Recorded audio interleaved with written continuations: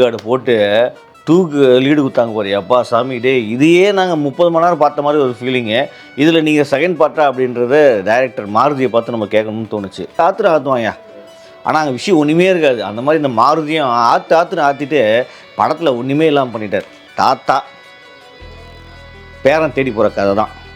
ஆயாவுக்கும் பேரனுக்கும் ஒரு பாச பிணிப்பு. தாத்தா சமஸ்தானம், அந்த காலத்து சமஸ்தானம். ஆயா வந்து மகாராணி, தாத்தா வந்து எப்படியோ ஏமாற்றி கல்யாணம் பண்ணிக்கிறாரு. ஆயாவை வசியம் பண்ணி தாத்தா ஓடி போயிட்டார். யார் தாத்தா யாருன்னு பார்த்தீங்கன்னா சஞ்சய் தத் தான். இந்த பேரன் என்ன பண்ணுறாரு, பிரபாஸ் தான் பேரன். தாத்தாவை கண்டுபிடிச்சி கொண்டு வரது தான் ஆயா வேலை. இதில் இந்த கதையில் தாத்தா வந்து ஏதோ மோடி மஸ்தான் இதெல்லாம் அந்த காலத்து சமஸ்தானில் வச்சுட்டு ஊருக்கு சுத்தெல்லாம் கொள்ளடிச்சு அங்கே போய் வச்சுட்டு கிட்ட வருவாரா அப்படின்னு பார்த்தா அதெல்லாம் எதுவுமே இல்லை. தாத்தாக்கும் பேரனுக்கும் சண்டை, கடைசியில் வந்து பேய்க்கும் பிரபாஸுக்கும் சண்டை. இதெல்லாம் ஒரு முடிவு வந்து நீங்களே ஒரு முடிவு வாங்கடான்னு சொல்லி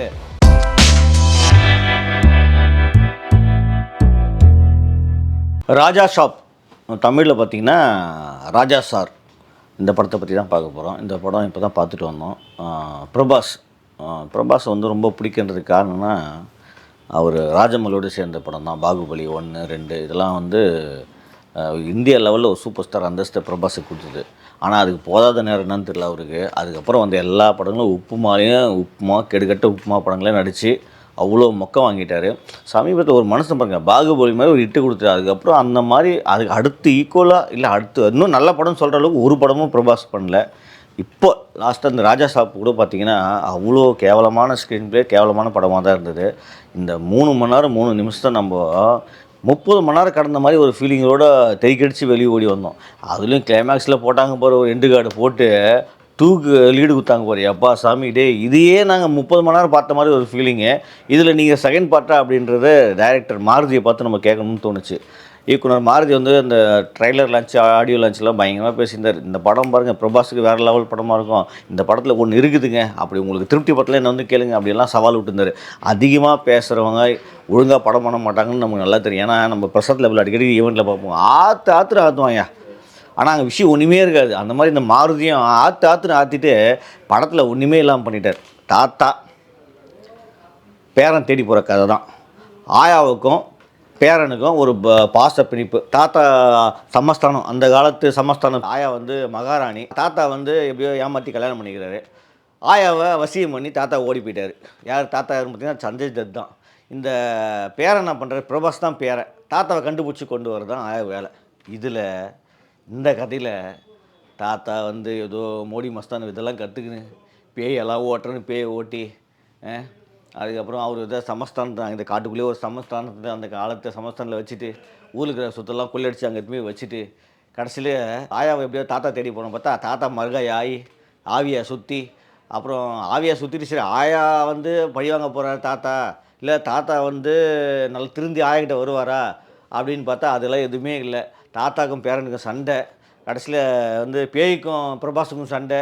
இதெல்லாம் ஒரு முடிவு வந்து நீங்களே ஒரு முடிவு வாங்கடான்னு சொல்லி கடைசியில் ஏதோ கடல் அருளெல்லாம் வந்து கிளைமேக்ஸில் என்னென்னவோ அவர் எப்படி சொல்கிறது, அவர் இப்போ நம்ம வந்து ஒரு படத்துக்கு வந்து கதை டிஸ்கஷன் பண்ணுவோம். தம்பி நீ ஒரு சீன் சொல்லுப்பா, தம்பி இந்த கதைக்கு நீ ஒரு சீன் சொல்லு, தம்பி நீ ஒரு கதை சொல்லு அப்படின்னா இப்போ 4 பேர் ஒரு கதை சொல்லுவாங்களே, அது கோர்வை இல்லாமல் அவன் ஒன்று யோசித்து சொல்லுவாங்கள்ல, அந்த மாதிரி இவங்க படத்தையே அந்த மாதிரி எடுத்து வச்சுருக்காங்க. இப்போது டிஸ்கஷனில் எப்படி பேசுவாங்களோ அதையே படத்தை எடுத்து வச்சுட்டு திடீர்னு நித்யா அகர்வால் வருவாங்க, காணாமல் போயிடுவாங்க. மால்விகா வரும் திடீர்னு இன்னொரு ஹீரோயினி, அது காணாமல் போயிடும். சின்ன வயசுலேருந்து ஒரு கூட இருக்கும், திடீர்னு கிளைமேக்ஸில் அது அங்கே வரும். சரி இந்த 3 பேரும் வந்து ஏதாவது பிரச்சனை பண்ண போகிறாங்க, ஏதாவது ஒரு காமெடியாக இருக்குமா இல்லை ஒரு சாங் நல்லா இருக்குமான்னு பார்த்தா எதுவுமே உருப்படியாக பண்ணல. நம்மளால் இதெல்லாம் வந்து ஒரு 35 வருஷத்துக்கு முன்னாடி பார்த்து சலித்து போன ஒரு உப்மா படத்தை பார்த்த மாதிரியே ஒரு ஃபீலிங் இருந்தது. அந்த அளவுக்கு கேவலமாக இந்த ராஜா சாப் எடுத்து வச்சுருந்தாங்க.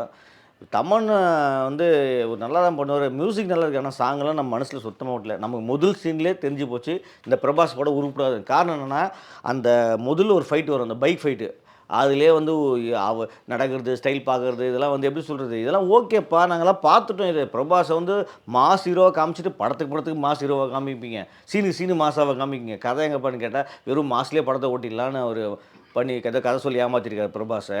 முதல்ல உருப்படியாக அந்த பாட்டிக்கும் பேரனுக்கும் அந்த பாட்டிங் இருக்குது பார்த்தியா, அதுவே செட் ஆகலை. உண்மையிலே அது ஏதோ டப்பிங் படம் தான். ஆனால் டப்பிங் படத்துலையும் இவ்வளோ கேவலமான டப்பிங் படத்தை நம்ம பார்த்தது கிடையாதுப்பா தமிழில். அவ்வளோ கேவலமாக இருந்தது. பேரனுக்கு பாட்டின்னு வச்சு ஒரு மாதிரியாக இது பண்ணுறது, இதெல்லாம் பேசுகிறது, இதெல்லாம் ஒரு ஆர்டிஃபிஷியலாகவே இருந்தது. ஒரு சீன் பை ஒரு கனெக்ட் கோர்வையாகவே இல்லாமல் இருந்தது. அதுக்கப்புறம் பார்த்திங்கன்னா அந்த நித்யா அகர்வாலுக்கும் இவருக்கும் வந்து அந்த லவ் சீன் சுத்தமாக ஒர்க் அவுட் ஆகல. எல்லாம் எப்படி சொல்கிறது, வரது ஏதோ வந்து ஜாலியாக வந்தோமா, காதலிச்சோமா, லவ் பண்ணோமா, மேட்ரு பண்ணோமா, இப்படி போகிற அளவுக்கு போகிற மாதிரியே இருந்தது தவிர ஒரு சீன் கூட நம்ம மனசில் ஓட்டலை. காமெடின்ற பேரில் விடிவி கணேஷ், சமுத்திரகனி எல்லாம் வராங்க, பேய் ஓட்டுறேன், அது ஆவி ஓட்டுறேன், மைண்டை மாத்திரம் அதெல்லாம் சொல்கிறாங்க. நமக்கு எதுவுமே உருப்படியாக கனெக்டே ஆகலை. ராஜா ஷாப்பு, ஐயோ கசாப்பு கடைக்கு போய் வந்தால் கூட நல்லாயிருக்கும். மற்றது அதோட கேவலமாக இருந்தது. ஆட்டை எப்படி தலை வெட்டுற மாதிரி அங்கங்கே ஆட்டியை வெட்டுறாங்க, ஆளியை வெட்டுறாங்க. எதுக்குமே உருப்படியான ஒரு ஸ்க்ரீன் பிளேவும் உருப்படியான கதையும் படத்தில் சாங்கும் ஃபைட்டும் எதுவுமே உருப்படியாக இல்லாதனால ராஜா ஷாப்பு ஒரு மொக்க ஷாப் ஆகிப்போச்சு. ராஜா சார், உங்களை சாருன்னே சொல்ல முடியாது, அவ்வளோ கேவலமான சாராக போயிட்டீங்க. இந்த வீடியோ உங்களுக்கு பிடிச்சிருந்தா லைக் பண்ணுங்கள், கமெண்ட் பண்ணுங்கள், ஷேர் பண்ணுங்கள், சப்ஸ்கிரைப் பண்ணுங்கள்.